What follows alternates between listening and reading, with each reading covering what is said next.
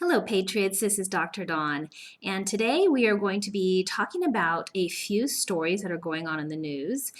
And I know that many of you are feeling frustrated out there, as I am, because we were supposed to be done with this virus in 2 weeks, and here we are, what is it, 4 months later, and they are ramping it up even more.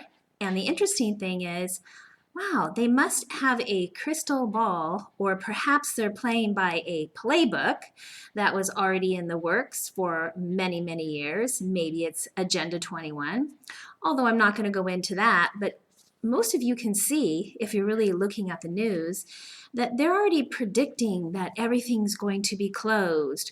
See, our kids aren't going to be able to go back to school in August, so I guess people are sick then. Over here in California, they're already saying that they're not going to have the Rose Bowl parade, which is in, I think, January of 2021. It's their annual New Year's Rose Bowl, so they're saying that's not going to be open. They're canceling sporting events. So they seem to, I guess, have this crystal ball that this is never going to go away. But as you know, this is not real.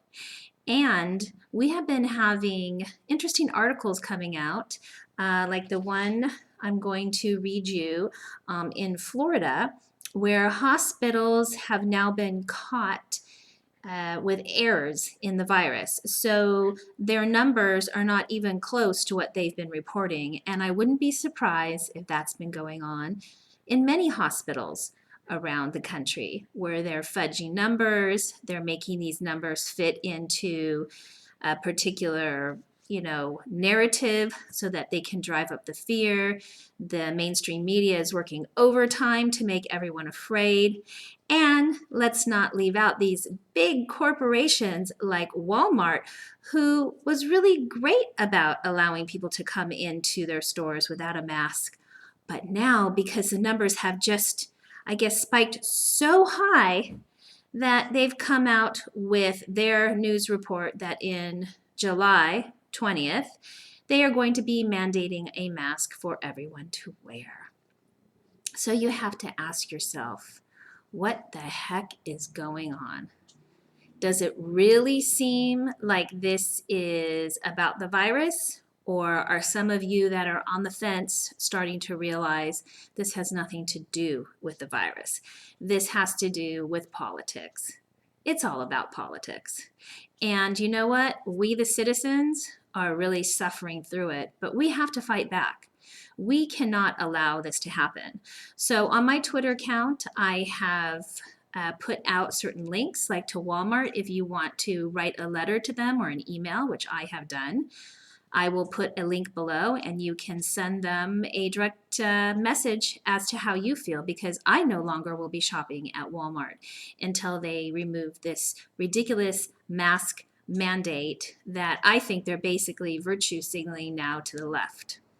And let's not forget to mention Vons. I had another exchange with them today where I informed them it is not a mandate, that it is actually a guidance. And I explained to them that I could not wear a mask. And I was literally harassed in the store by 3 different people. So I no longer will be going to my local Vons, which is really sad because I've been going there for years and supporting the business. And they're in a very small community. And it's not just me. There's many people in my community who are not happy with this at all. And we have other grocery stores, so I will be frequenting those grocery stores and I will be choosing to spend my money with them. And hopefully we can all do that. We can show with our purse, this is why capitalism is wonderful, that we're not happy with some of these policies. And if you think about it, it's these big corporations. They didn't have to shut down. They stayed open this entire time. And many of them stayed open and they didn't require you to wear a mask until what, 3 weeks ago, till they decided to make it an issue when everything else was opening up, like the small businesses were starting to open up, and then all of a sudden it's an issue. I find that to be a little suspect. But I will let you think about that a little more. And if you have any comments or questions on that, I would love to hear what your opinion is. So the next thing I want to bring up is here in California, where Newsom just ousted a judge for ruling against him. So now our dictator governor, when he finally has a judge that rules against his dictator ways, he wants to have him off the bench. He says that it's unfair, that he's being treated unfairly.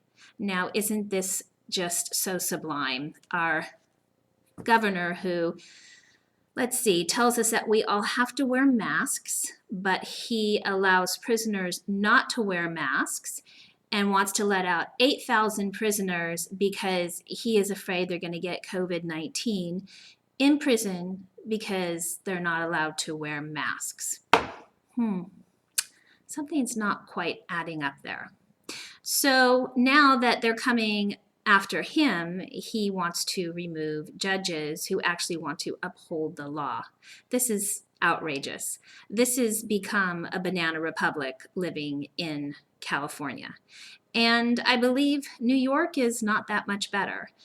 So what do? We have to continue to fight. And, I get this all the time. Why don't you just move?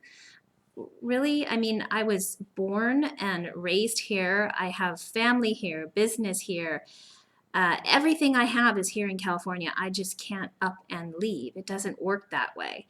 And so we have to stay and fight and see how much we can do to improve our life here on a daily basis.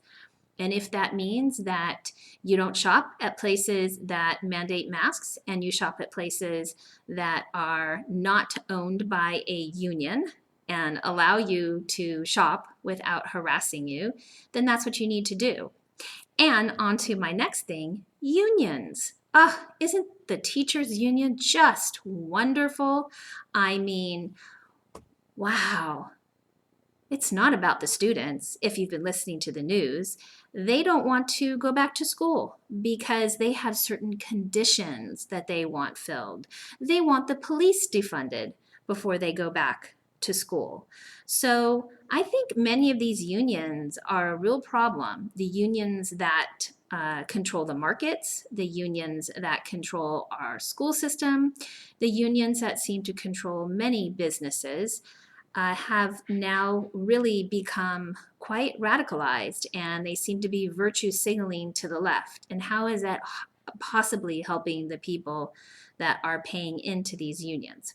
And not to mention, I hate to say it, but in California, the way that we're heading towards this destruction, we may be going through bankruptcy here in the next year or two, the way our governor is running our state into the ground. And what's going to happen to all those people who have paid into the union? They'll go bankrupt too.